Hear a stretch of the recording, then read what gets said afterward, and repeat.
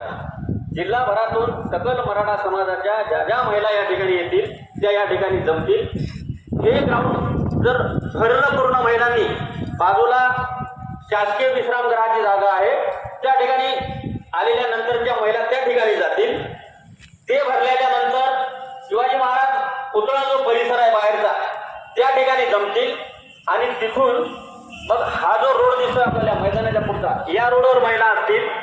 अजून जर त्यांना कमी पडलं तर छत्रपती शिवाजी महाराज पुतळ्यापासून ते पीपल्स बँकेचा जो रोड आहे त्या रोडवर पूर्ण महिला राहतील।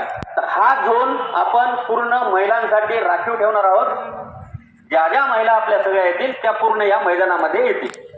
आणि मग त्याच्यानंतर पुरुषांसाठी, पुरुष हे सर्व रामलीला मैदान जिथं आपला दसरा मैदान आहे, तर त्या ठिकाणी सर्व जिल्हाभरातून आलेले जेवढे पुरुष मंडळी आपली सकाल मराठा समाजाची असेल त्या ठिकाणी जमणार आहे। हे दोन मैदानं पुरुष आणि महिलांसाठी जमण्याची आपल्या ठिकाणी आहेत। तर या वेगवेगळ्या ठिकाणी जबाबदारी तुम्हाला प्रत्येकाला देण्यात येईल, ते मी पुढे सांगणारच आहे। त्यानंतर अभिवादन ज्यावेळेस माननीय जरांगे पाटील करतील, इथून रॅलीला सुरुवात होईल। सर्वात पुढे महिला राहणार आहे, आपल्या महिला पात्र शालेय विद्यार्थी ऑर्डर जी काय राहणार, जसं विद्यार्थी, महिला विद्यार्थी, महिला ही ऑर्डर ठरवून देईल कोण कोण कुठं राहील, त्याचं नियोजन दुसऱ्यांकडे आहे। मी फक्त सांगतो महिला विद्यार्थी हे समोर राहतील। सुरू झाल्याच्या नंतर आपण सेक्टरमध्ये विभागणी केलेली आहे, वेगवेगळे सेक्टर केलेले आहेत।